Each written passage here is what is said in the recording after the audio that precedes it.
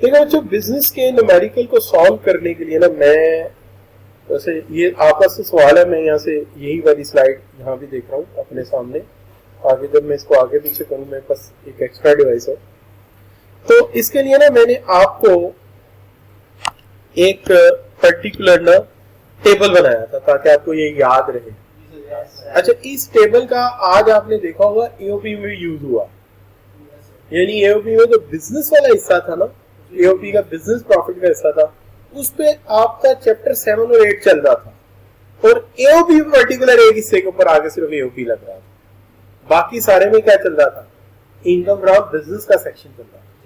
उसके अंदर हम पहले ही पढ़ चुके हैं कि अगर आप कोई एसेट ओन करते हो एज अ बिजनेस कोई एसेट ओन करता है, तो अकाउंटिंग की जो स्टेटमेंट मिलेगी ना हमें, अकाउंटिंग स्टेटमेंट, उसके अंदर अकाउंटिंग डेप्रिसिएशन निकली होगी, लेकिन आपने उसे वापस कर देना है।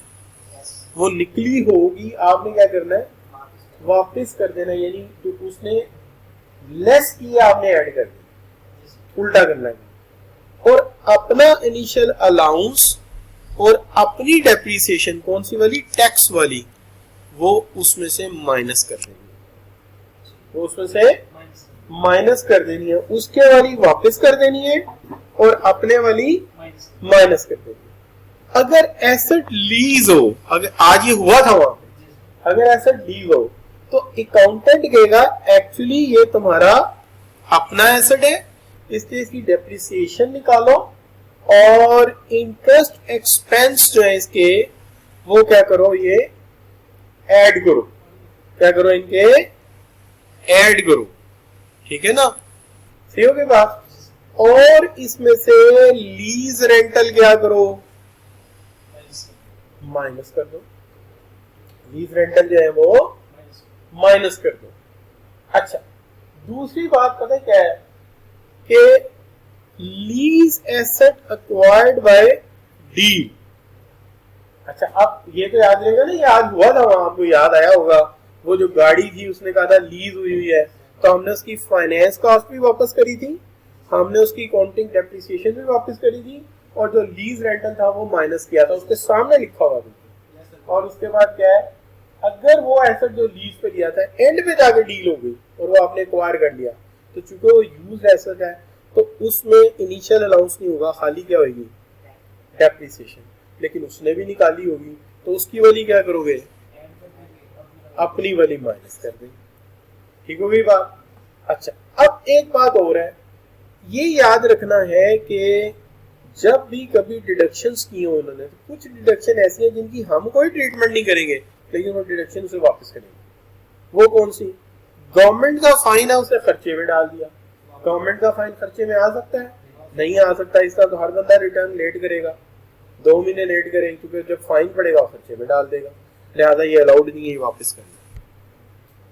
इनकम टैक्स को खर्चा मान लेना अकाउंटेंट मान सकता है, टैक्स की रिटर्न के अंदर वो खर्चा नहीं है, इसलिए वो भी अगर किया हुआ माइनस तो क्या करेंगे, ऐड करेंगे, वापस करेंगे।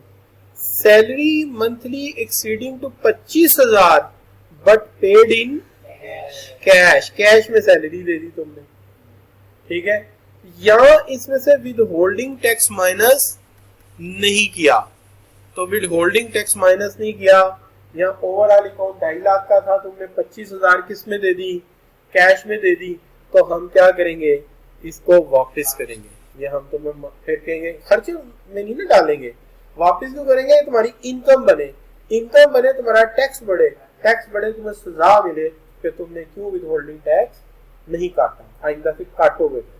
अच्छा, contribution to unrecognised fund, recognised fund का कंट्रीब्यूशन है, कोई मसला नहीं, सही है, लेकिन अगर अनरिकॉग्नाइज्ड है तो वो भी वापस करना, वो भी वापस करना है। कुछ ट्रीटमेंट ऐसी में ज्यादा लिख रहा था, लेकिन फिर भी मैंने लिख दी, हालांकि जरूरत नहीं थी, जैसे फाइन जो गवर्नमेंट को नहीं दिया, फाइन जो गवर्नमेंट को नहीं दिया, मिसाल के तौर पे ये फाइन जो है, सीएफई के बच्चे चले गए साथ वाले मकान के बाहर पानी फेंक दिया, मोटरसाइकिल खड़ी कर दी, उन्होंने जुर्माना कर दिया, ये जुर्माना हुकूमत को तो नहीं गया, हाउसिंग सोसाइटी को गया, तो हाउसिंग सोसाइटी का जुर्माना जो है वो माइनस करना खर्चे में से अलाउड है।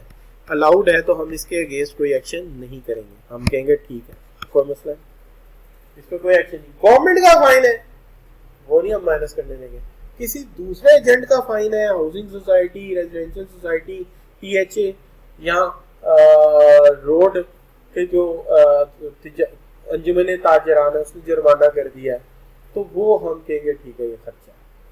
अच्छा, अगर प्रॉपर्टी पे टैक्स लग गया है, इनकम टैक्स माइनस नहीं करने देंगे लेकिन प्रॉपर्टी टैक्स माइनस करने देंगे। क्यों?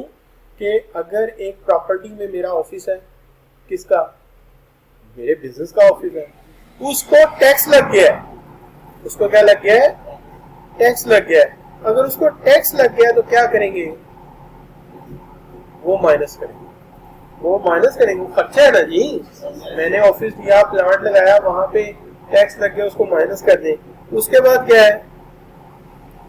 गाड़ियों के टोकन, व्हीकल यूज कर रहा हूँ, पिकअप यूज कर रहा हूँ, उस पे क्या पड़ा है? टोकन पड़ गया है, तो टोकन टैक्स क्या होगा? वो माइनस करने की इजाजत है, वो खर्चा है।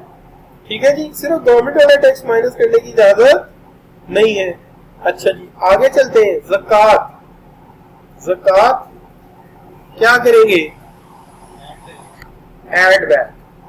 हम उसे कैसे माइनस करेंगे? In the end. ज़कात अलाउंस सेक्शन 60 एंड पे, खर्चे में नहीं करने देंगे, एंड में माइनस करने देंगे, जैसे एओपी में भी हमने किया है। अच्छा, डोनेशन है, क्या करेंगे? Add back, allowed as tax credit. अगर उसने कोई डोनेशन दिया है तो हम वापस कर देंगे डोनेशन, ठीक है। और क्या करेंगे? उसको टैक्स क्रेडिट देंगे। अगर उसने डोनेशन किसी गरीब आदमी को दिया है तो भी कोई मसला नहीं है, हम अच्छा उसका गरीब आदमी, अपने रिश्तेदार या गरीब मजदूर, इसका हम क्रेडिट नहीं देंगे, ठीक है, लेकिन हम इसको ऐड बैक कर देंगे, रिटर्नेबल है। सिक्योरिटी डिपॉजिट है, ये वापस मिल जाती है, रिटर्न हो जाती है, लिहाजा इसको भी हम क्या करेंगे? ऐड बैक करेंगे, एक्शन कोई नहीं करेंगे। तो रिश्तेदार को जो पैसे दिए वो तो तुमने अपनी आमदनी में से दिए ना भाई, आमदनी कमा रहे हो उसमें से दिए, तो हम खर्चे में क्यों डालने दें? वापस करो, टैक्स दो, टैक्स दे के देते रहो उसको मत। और अगर तुमने कोई मीटर लगवाया है, कोई तुमने गैस का मीटर लगवाया है और उसकी सिक्योरिटी जमा कराई है, तो वो तो कल को वापस आ जानी है, तो खर्चे में क्यों डाल रहे हो? और फिर उसके बाद advance income tax, advance income tax हमने वापस कर देना है और आखिर में जाके जब टैक्स कैलकुलेट कर लेंगे तब एडजस्ट करेंगे, खर्चे में डालने नहीं देंगे। और आगे personal expenses, personal expenses allowed है। बेटा आगे कैंडी के पैसे ले गया, बेगम आगे कॉस्मेटिक के पैसे ले गई, नहीं नहीं नहीं नहीं, ये वापस होंगे, ठीक है जी। अच्छा, कॉस्ट ऑफ प्रिपेयरिंग फिजिबिलिटी, वो सारी इकट्ठी डालेगा। हमारा ला क्या कहता है? हर साल कितनी होनी चाहिए? 20%, जब तक खत्म नहीं होती, पूरी नहीं हो जाती, इकट्ठी नहीं हो सकती। क्लियर बच्चों? नो प्रॉब्लम जी, डन हो गई बात। चलिए, तो ये बड़ा मशहूर सवाल है पास पेपर का, कतील वाला सवाल मैं से कहता हूँ, कतील वाला सवाल। Mr. Katil is a resident individual engaged in the manufacturing of various consumer goods under the name and style of Katil Enterprises. Following information has been extracted from the record of Katil Enterprises ended on 30 जून 2021, 30 जून 2021, ठीक है जी। अच्छा, सवाल भी चूंकि 2021 का है और कितने मार्क्स है? 16 मार्क्स है, मुफ्ते के नंबर है। इस तरह का सवाल, एक सवाल इस तरह का सैलरी का आना है 15 से 18 नंबर का, और एक सवाल ईओपी और इनकम फ्रॉम बिजनेस में से आना है। ये तो ना जाने दो यार, 32 नंबर है, इतनी मेहनत होगी अब तो ये 32 नंबर तो नहीं ना जाने चाहिए। अच्छा, अब देखते हैं, देखिए इसके अंदर ना जो इसका टेबल है, अगर मैं इसको देखता हूँ तो इसके अंदर टोटल टर्नओवर यानी सेल दी हुई है, कॉस्ट ऑफ सेल दी हुई है, ग्रॉस प्रॉफिट दिया हुआ है, ठीक है जी, ऑपरेटिंग एक्सपेंसेस दिए हुए हैं, ऑपरेटिंग लॉस दिया हुआ है किसी चीज का, और फाइनेंस चार्जेस दिए हुए किसी चीज के लीज के। अभी हम पढ़ गए हैं जो चीज लीज होती है हम सिर्फ उसका रेंटल ले सकते हैं, फाइनेंस चार्जेस नहीं ले सकते, और आज उस सवाल में भी हमने ये माइनस किए थे, ऐड करेंगे। अच्छा, इनकम, अदर इनकम इसके अंदर ऐड हुई है, और इसके अलावा क्या है, प्रॉफिट बिफोर टैक्स। यहाँ से हमेशा हमारा सवाल क्या होता है, स्टार्ट होता है, यहाँ से हमारा सवाल हमेशा स्टार्ट होता है। इससे हम उलट जाना शुरू करते हैं, रिवर्स। और इसको जिस तरीके से बनाया उसकी खोज उसने पहले बता दी। वो कैसे, क्या कहते हैं, 45,000 पे किया था for violation of contract with a customer, delay in the supply of goods. क्या ये फाइन गवर्नमेंट को दिया है? तो ये तो अलाउड होना चाहिए, है जी, ये अलाउड होना चाहिए, ठीक है। अच्छा, अकाउंटिंग डेप्रिसिएशन निकाली हुई है इन्होंने, लीज एसेट की क्या होनी चाहिए, वापस हो जानी चाहिए विद फाइनेंस कॉस्ट, और फिर उसका निकलना चाहिए क्या, रेंटल, ठीक है ना, और रेंटल जाना चाहिए। और ऑपरेटिंग एक्सपेंसेस है, ये बिजनेस के ऑपरेटिंग एक्सपेंसेस। अब ये दूसरी कॉस्ट के बाद दूसरी कहानी शुरू हो गई, कॉस्ट के बाद एक्सपेंसेस आते हैं।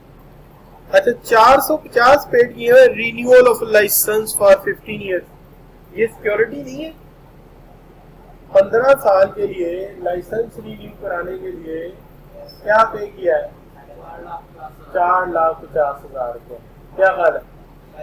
नहीं, ये सिक्योरिटी नहीं है, ये तो उसने ले ली है, फीस है, लेकिन ये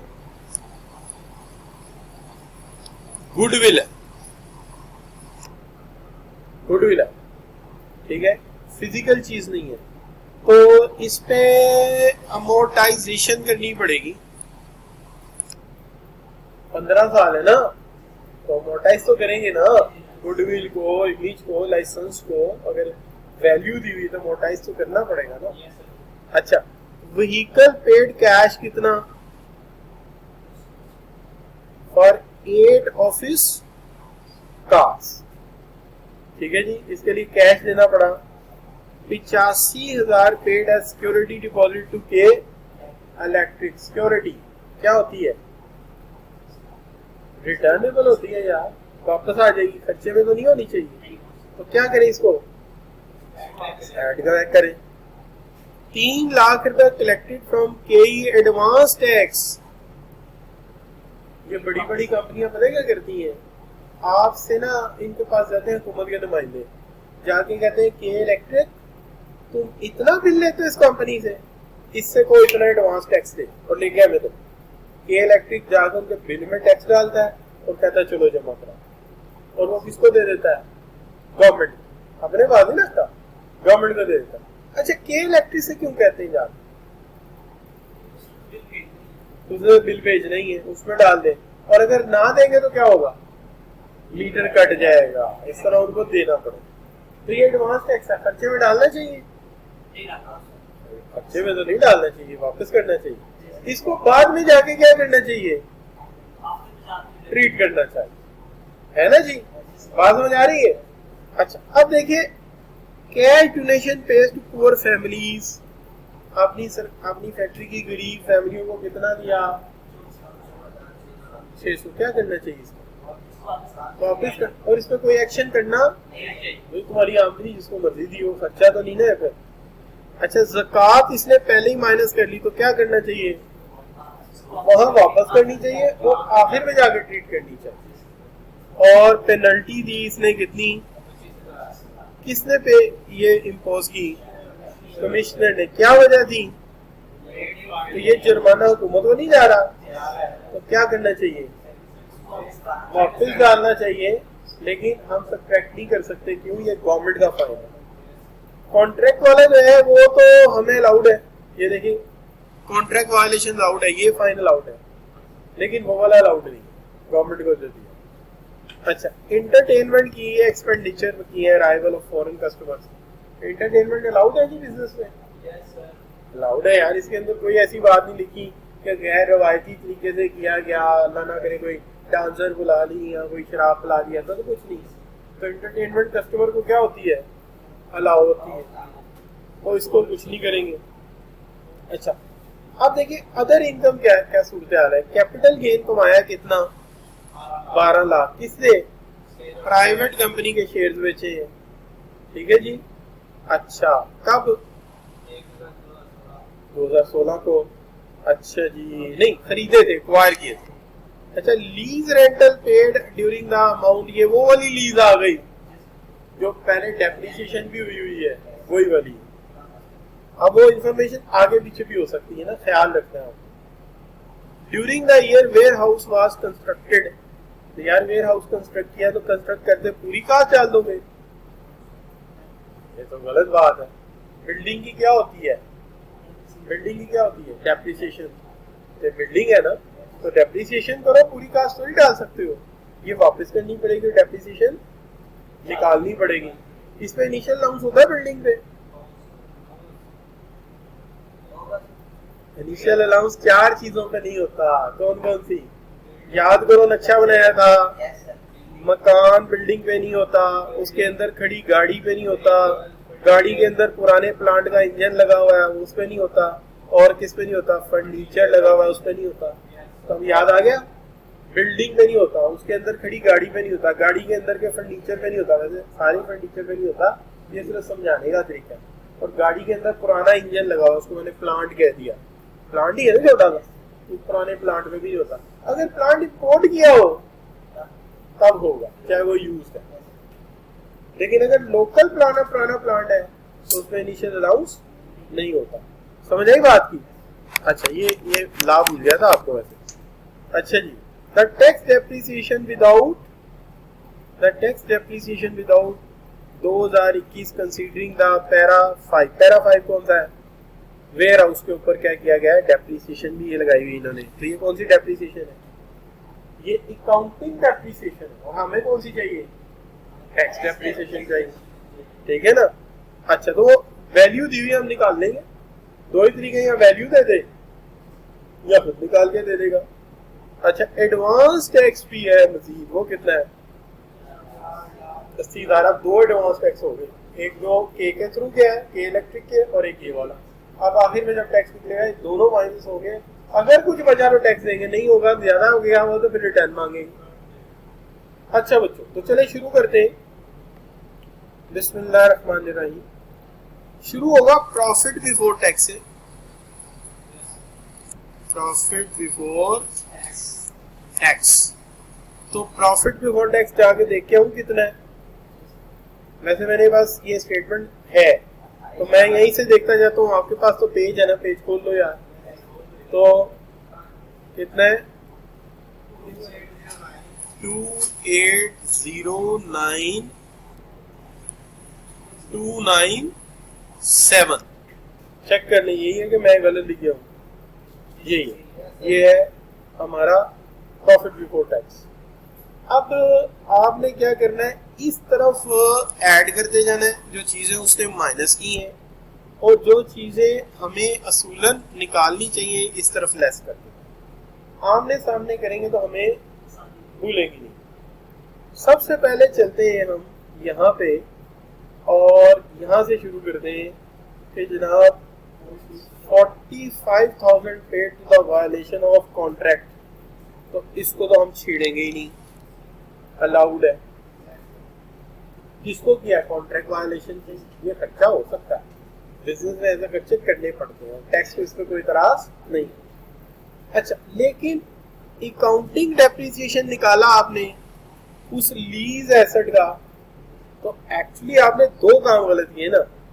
एक तो यहाँ पे अकाउंटिंग डेप्रिसिएशन वापस करना पड़ेगा आपको, ठीक है, जो भी एसेट है, कौन सा एसेट था, अकाउंटिंग डेप्रिसिएशन जो किया उसने किसी भी एसेट का, लीज एसेट का, तो इसका इसने किया है 24,98,940 ये वापस करना पड़ेगा। इसके साथ इसका जो फाइनेंस लीज है यानी सूद, वो भी वापस करना पड़ेगा, फाइनेंस लीज। तो फाइनेंस लीज हमने कहीं देखा था, ये रहा 35,700, तो ये 35,700 भी वापस करना पड़ेगा आपको। ठीक है जी, 35,703 वापस हो गया। अब इसके अगेंस्ट क्या करना पड़ेगा? Lease rental.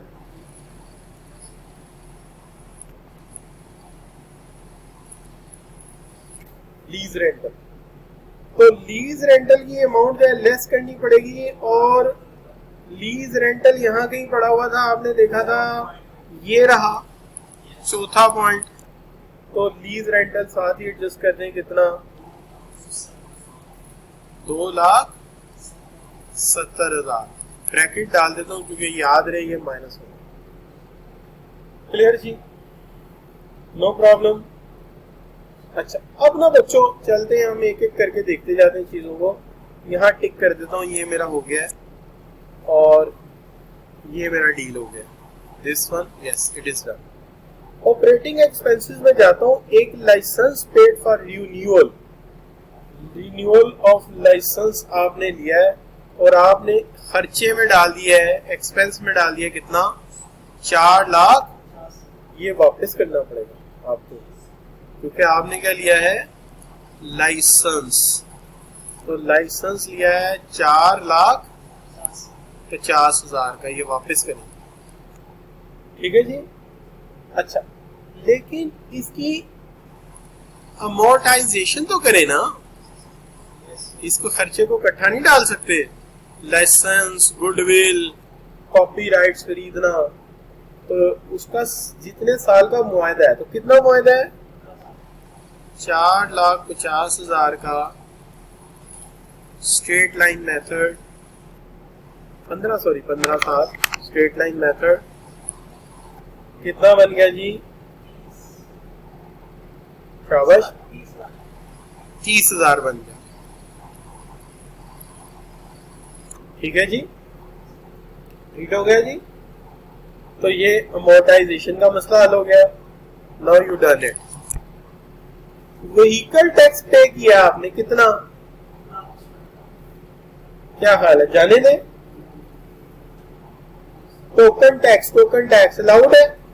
बताएं। टोकन टैक्स अभी हम पढ़ गए हैं, टोकन टैक्स देने में कोई हर्ज नहीं है। 8 कार का टोकन टैक्स दिया है, कोई मसला नहीं है, इसको वैसे ही डन कर दे, कोई मसला नहीं। ये देखिए अब पढ़ गए हैं कि there is no problem with the token tax. Token tax का कोई इशू नहीं है, इसको जाने दें आप। अच्छा, 185 यानी 185,000 दिया है किसको? के इलेक्ट्रिक को, replacement of transformer at factory. तो ये क्या दिया है? सिक्योरिटी डिपॉजिट है। तो सिक्योरिटी डिपॉजिट जो होता है वो वापस मिलता है जब भी कभी हम इसको चेंज करेंगे या वाइंड अप करेंगे, तो ये सिक्योरिटी रिटर्नेबल है, जो कि आपने दी है के इलेक्ट्रिक को। तो के इलेक्ट्रिक को दी हुई सिक्योरिटी काबिले वापसी है। तो हम ऐसा करते हैं कि के इलेक्ट्रिक की ये जो सिक्योरिटी है, इसको हम इसमें से 185 को वापस कर देंगे। ठीक हो गई जी बात, लॉ के मुताबिक। क्योंकि हम ये पढ़ के आए हैं कि जब भी आप किसी को कोई सिक्योरिटी देंगे तो सिक्योरिटी जो है वो रिटर्नेबल होती है। ये ठीक है, तो security is returnable. Now done, ये भी डन हो गया। 3 लाख रुपए कलेक्ट किया है के इलेक्ट्रिक ने एज एडवांस टैक्स। ये बाद में ट्रीट होना चाहिए, लिहाजा ये 3 लाख वापस करें। Advance tax to K electric, इसके साथ छोटा सा स्टेरिक लगा देते हैं ताकि याद रहे कितना है, 3 लाख। ठीक हो गई जी बात। अच्छा चलिए आगे बढ़ते हैं। Cash donation to families, cash donation to families. खबरदार, ये तो तुम्हारी आमदनी थी, तुमने किस हैसियत से इसको बंद कर दिया, तो यहाँ दे दिया किसी को, तो क्या करें बच्चों, क्या दिया है, cash donation to poor families, कितना, शाबाश 64,600। ठीक जी। अच्छा बच्चों, तो 64,600 आपने वापस कर दिया। ज़कात का क्या करना है, ज़कात तो एंड में ट्रीट होनी चाहिए थी, खर्चे में कहाँ डाल दिया आपने। तो ज़कात को ordinance sorry section number ordinance tax ordinance 2001 के सेक्शन 60 के तहत एंड में ट्रीट होना चाहिए, तो ये लास्ट में जाएगी, इसलिए हम इसको यहाँ पे माइनस कर देते हैं 14,01,060, ये हम इसके अंदर ऐड कर देते। वापस कर दिया, काफी कुछ वापस कर दिया। पेनल्टी पे की है कमिश्नर को, तो यार कर दो, कोई बात नहीं, गवर्नमेंट का फाइन माइनस नहीं किया जा सकता। अच्छा इंटरटेनमेंट कराई है, कराओ यार, कोई मसला नहीं है, मेहमानों को एंटरटेन करना पड़ता है, मजबूरी है इंसान की, इसमें क्या किया जा सकता, क्या ख्याल है बच्चों। अच्छा अब एक बात आ गई, वो क्या जी, कि जो है कौन सी वाली पेनल्टी, हाँ, तो 25,000 की जो पेनल्टी है, penalty to government bureau, bureau है ना टैक्स उनका, गवर्नमेंट का ब्यूरो है, लिहाजा कितनी थी 25,000, तो ये वापस करनी पड़ेगी आपको, बिल्कुल सही कह रहे हैं, ठीक हो गई जी बात। अच्छा अब बच्चों बात आगे मजीद देखते हैं, वैसे यार जगह थोड़ी रह गई है, बल्ला ही मानेंगे। अच्छा तो यू सी कहाँ तो पहुंच गए, इंटरटेनमेंट एंड अराइवल, ठीक है जाने दें। Capital gain of private companies, gain है गेन, तो उसने क्या किया होगा, ऐड किया होगा, हमें उल्टा चलना है, क्या करेंगे, माइनस करेंगे, और वैसे भी हम कैपिटल गेन को अलहदा निकालेंगे जाके आगे, ठीक होगी बात। तो चलिए हम यहाँ लिख देते हैं, यहाँ लिख देते हैं, जगह थोड़ी है वरना मैं अलहदा लिखता, कैपिटल गेन कितना बच्चे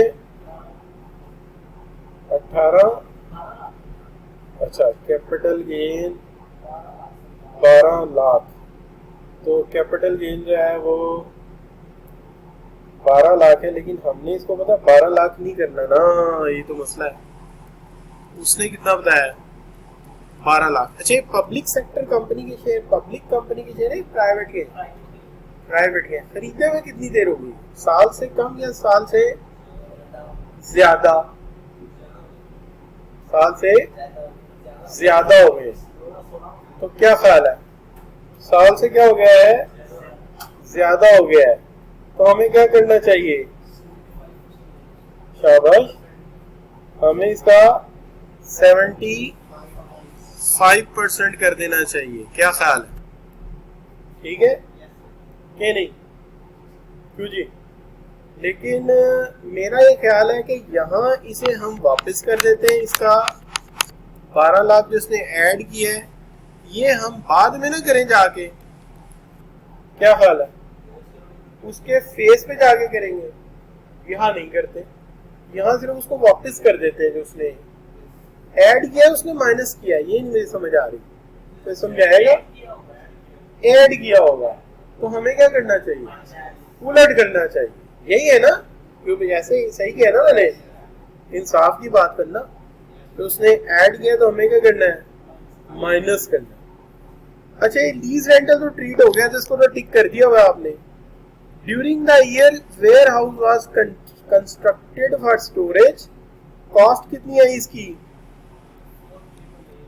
4888 no accounting depreciation has been recorded. इसकी उसने डेप्रिसिएशन रिकॉर्ड नहीं की। इसका मतलब है ना कॉस्ट रिकॉर्ड की ना डेप्रिसिएशन रिकॉर्ड की। क्या ख्याल है जी? देखिए उसने ये भी नहीं कहा कि उसने कॉस्ट रिकॉर्ड की है, उसने तो ये लिखा है कि during the year warehouse was constructed for storage at the cost of इतनी। लेकिन गलती है कि डेप्रिसिएशन रिकॉर्ड नहीं की, करनी चाहिए। चलो नहीं की तो हम माइनस नहीं करते, अगर की होती तो फिर हम ऐड कर देते, वापस करते। तो नहीं, उसने कहा वापस ना करना। यानी ये भी एक ट्रिक है कि कोई ऐसी एंट्री दे सकता है जिसमें कहे कि उसने ये काम नहीं किया हुआ, नहीं किया, गलत किया यार। क्या हाल है? ये तो हम नहीं मान सकते कि उसने कास्ट ही पूरी ऐड कर दी हो। कोई बंदा ऐसी गलती करता है, अकाउंटेंट ऐसी तो नहीं करता, क्योंकि डेप्रिसिएशन लिखी है उसको ये तो पता है कि डेप्रिसिएशन होती है।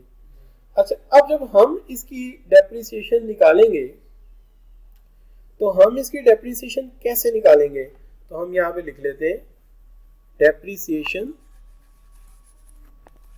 For warehouse.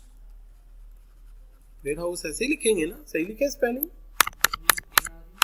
हाँ, वो तो वेयर दूसरे ला देगा, ये वाला वेयरहाउस। इसीलिए मैंने पूछा, मैं पूछ लेना चाहिए, पता है बड़े बुजुर्गों से मशवरा करते रहना चाहिए। अब वेयरहाउस की जो डेप्रिसिएशन है उसको कैसे निकालें? अच्छा, खुश हो रहा है कि उसको बुजुर्ग कह दिया। तो सारे बुजुर्ग ही हैं आप मेरे लिए, और क्या? देखे ना, आप बताते हैं इस टाइम पढ़ना चाहिए, इस टाइम नहीं पढ़ना चाहिए, बुजुर्ग खुशी होगा। अच्छा बच्चों, तो वेयर हाउस जो है उसकी डेप्रिसिएशन का क्या किया जाए जी?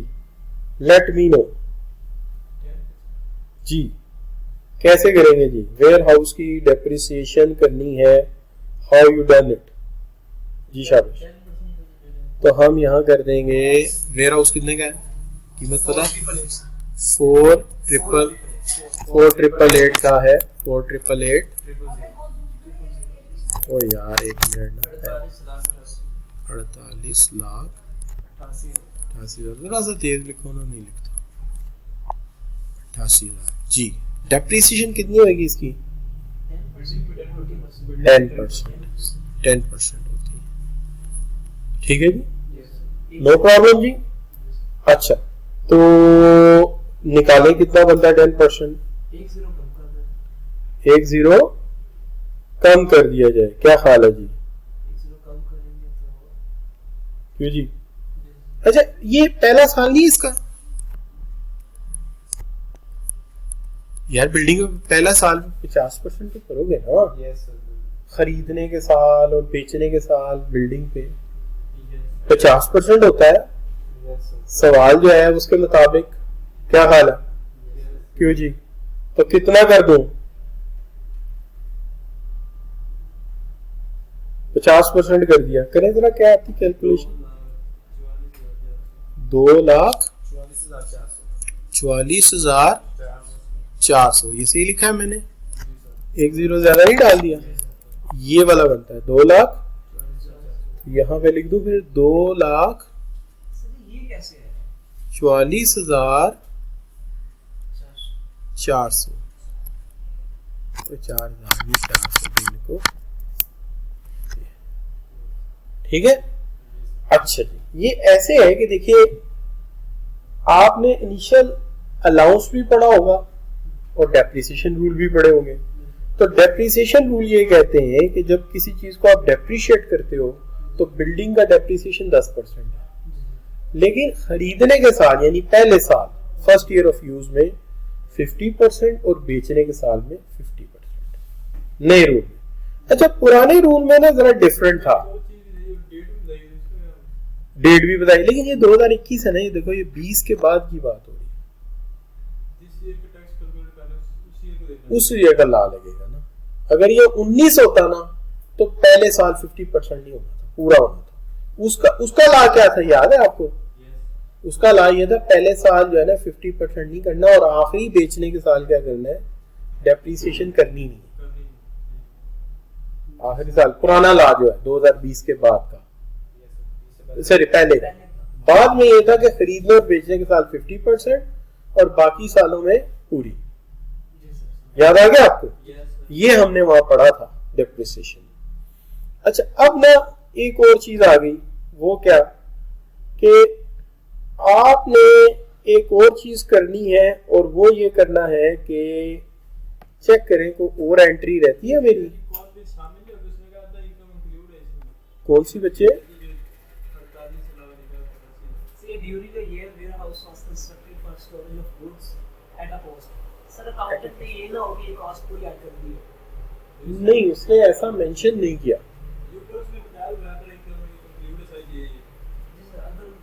इंक्लूड है तो a warehouse was constructed for the storage cost of, are you sure? मैं ये मान लूं कि उसने इंक्लूड किया होगा,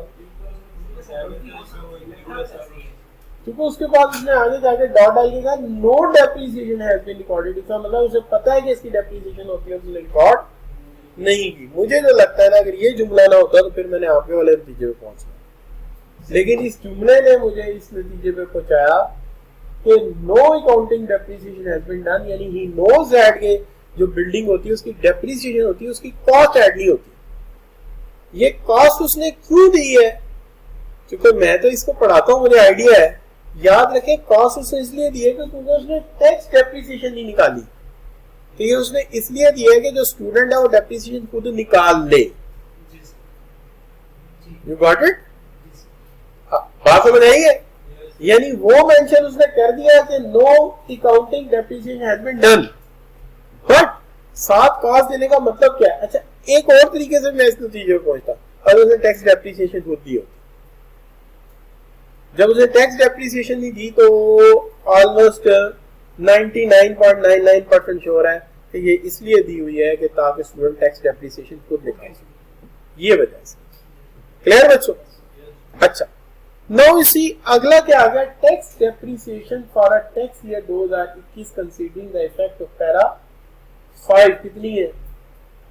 और 5 क्या है जी? तो ये डेप्रिसिएशन ने माइनस की है, ऐड की है? Tax depreciation for the para 5। तो 5 के लिए उसने क्या किया है? उसने दी तो ये tax depreciation without considering the effect of para 5 above amounted to rupees कितनी?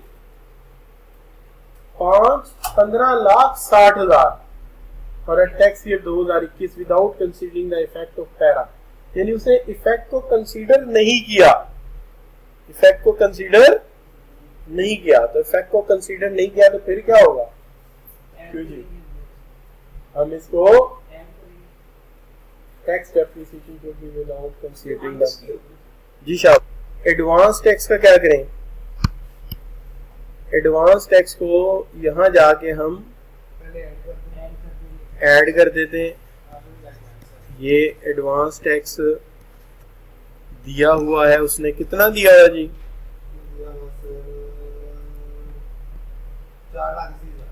4,80,000। तो मेरा ख्याल है इसको हमें ट्रीट ही नहीं करना चाहिए। पूछे क्यों? यहाँ ऐड करके जो हम माइनस करेंगे तो हम डायरेक्ट वहां जाके इसको माइनस कर देंगे, ये उधर जाके ट्रीट हो जाएगा, वैसे ही माइनस हो जाएगा। क्या ख्याल है? वहां जाके फिर ऐड करके माइनस कर रहे होंगे आप। ये दे जो दिया, खर्चे में डाल दिया ना, दे दिया, तो हम जब टैक्स निकलेगा उसमें से माइनस कर देंगे जी। पहले वाला तो खर्चे में डाल दिया ना उसने। पहले वाला किसमें डाला हुआ है? देखो ना, ये के इलेक्ट्रिक वाला कहाँ है? ये देखिए कहाँ पे के इलेक्ट्रिक, ये देखिए ये कॉस्ट में डाला हुआ है। ये किसमें डाला हुआ है? कॉस्ट में। और ये अदर इंफॉर्मेशन है, एक्सपेंस नहीं है, ये अदर इंफॉर्मेशन। अच्छा, ये भी अगर कॉस्ट में होता तो ये क्या? ये मालूमात है कि मैं तुम्हें बता दूं कि ये एडवांस गया हुआ, एक्सपेंस नहीं है। इसी तरह ये भी क्या? ये मालूमात है सारी, ठीक है। अच्छा, अब बाकी आ गई बात यहां पे ये कि अगर हम यहां पे भी एक टोटल मार दें और यहां पे भी एक टोटल मार दें, नहीं, पहले यहां पे एक टोटल ऐड करें 70 लाख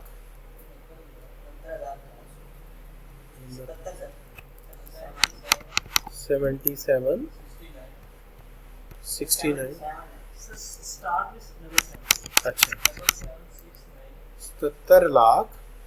77,67,69,400। गुड हो गया जी। अब यहाँ इसे लिख देते हैं 69,400। चलिए अब इसमें से आप ये माइनस कर देंगे वाली जी बच्चों।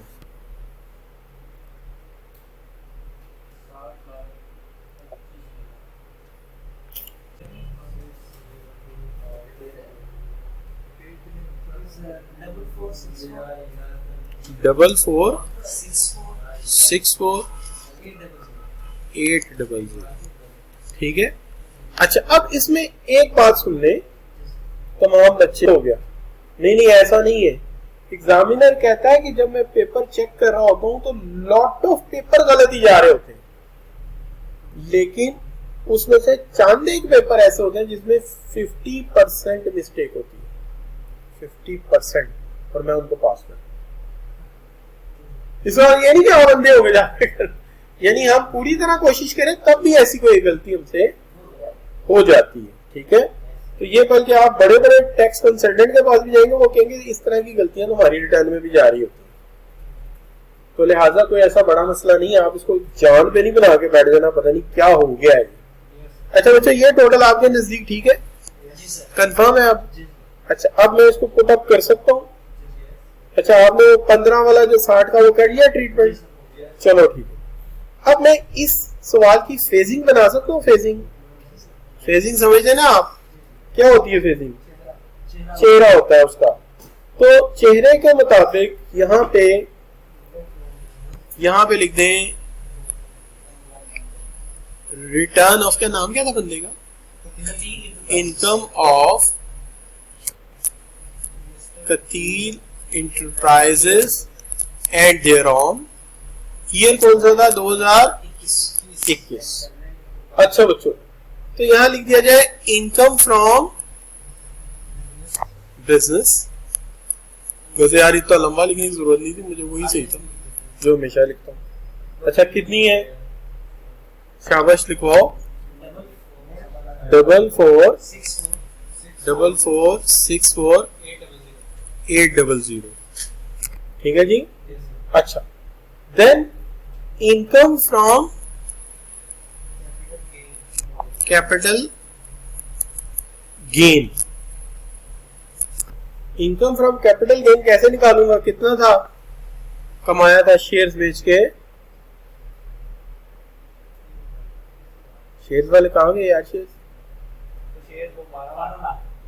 12 लाख। ठीक है जी। ये कब खरीदे थे? साल से ज्यादा नहीं हो गया? तो 12 लाख का 75% होता है, 70 होता है, कितना बन गया? ठीक हो गई जी बात। तो इसके अलावा तो कोई एंट्री मुझे तो नहीं नजर आ रही। और आपने याद रखना ज्यादा से ज्यादा इनकम फ्रॉम अदर सोर्स दे देगा और कुछ नहीं देने लगा। ठीक है जी। डाल दें यहाँ पे टोटल इनकम, कर दें जमा दोनों को, कितना बन गया?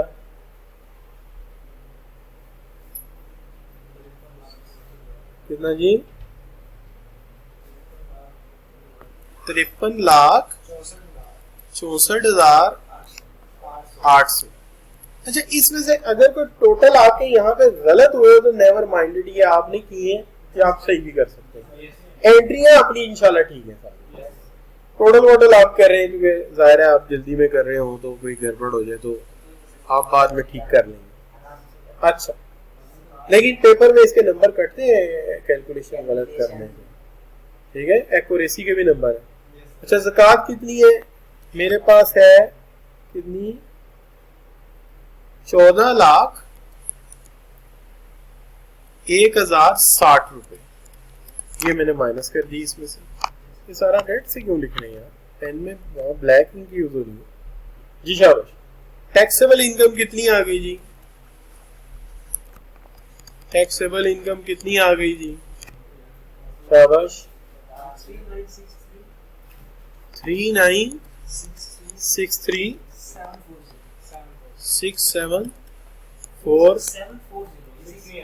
अच्छा 740। अच्छा ये ना सारे टोटल पिछले साल के टोटलों से अलग ही आ रहे हैं। अब अल्लाह जाने उन्होंने गलत कराए थे या आप गलत कराने, एंट्रियां हुई हैं, टोटल उन्होंने चेंज कर दिया। अच्छा अब बच्चों टैक्स लाइबिलिटी जो है वो जरा बताइएगा। टैक्स लाइबिलिटी सबके पास स्लैब सिस्टम है कि नहीं है? देखिए मैंने कहीं लगाया स्लैब सिस्टम, नहीं लगाया। सेव कर ले भाई, गड़बड़ ना कर दी, पता लगे सारा लिखा गायब हो गया है। तो बच्चे मैंने नहीं, पहले टैक्स लाइबिलिटी तो निकाले ना, फिर एडवांस टैक्स निकलेगा ना। जी जी इस पेज, इसका पेज 30 है, 30 है, नहीं 30 पेज भी है, आप 30 पे हैं। 34 चलो ठीक है। नहीं ये सैलरी वाला बराटे पे, वो वाला बिजनेस वाला। जी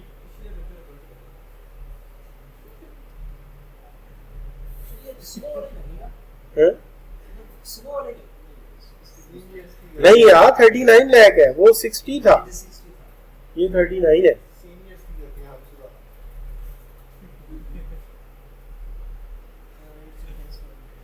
यार अब नकल मार के तो नहीं ना आ सकता एग्जामिनर की, वो कराया करो है। अच्छा वैसे एग्जामिनर ने आप ही फिर आपकी आई बुक में इतनी बड़ी गलती है, और आई कैप की बुक में बाद सोल्यूशन इतने गलत है कि शायद आप मुझे शर्मिंदा कर देंगे सर। ये क्या हुआ दिखाया? ये देखना, ये स्लैब है, 3,70,000 कितना जी?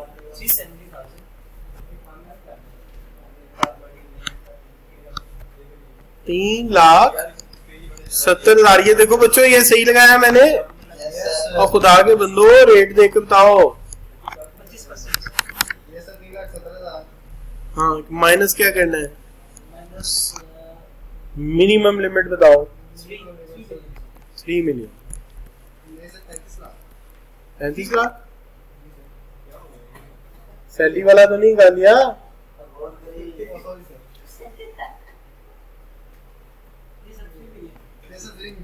मल्टीप्लाई कितने से करना है?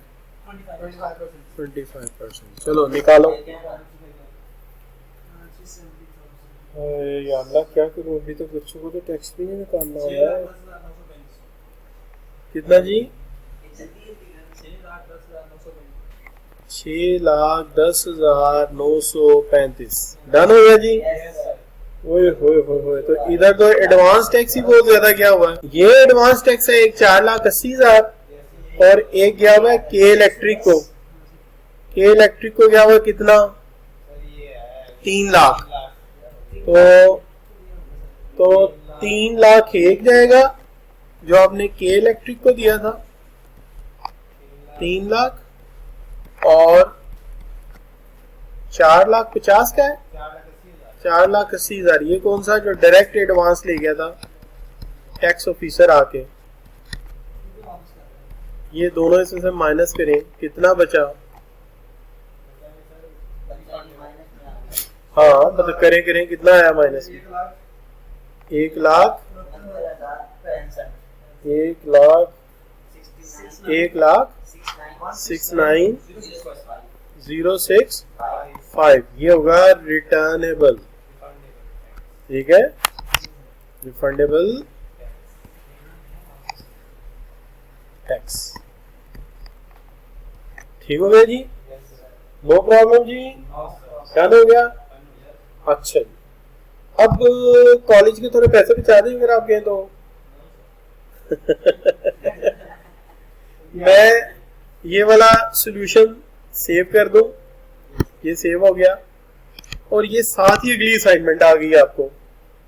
ये देखिए, तो ये मैं कॉपी ना करवाऊं, ऐसे ही दे दूं आपको। क्या ख्याल है आपका? हार्ड फॉर्म में तो ऐसा कर देते हैं, आपको मैं सेंड कर देता हूँ, कॉपी कर करा दूंगा। आज बनाई नहीं कॉपी। आज सेंड कर देता हूँ, कॉपी जो है वो कल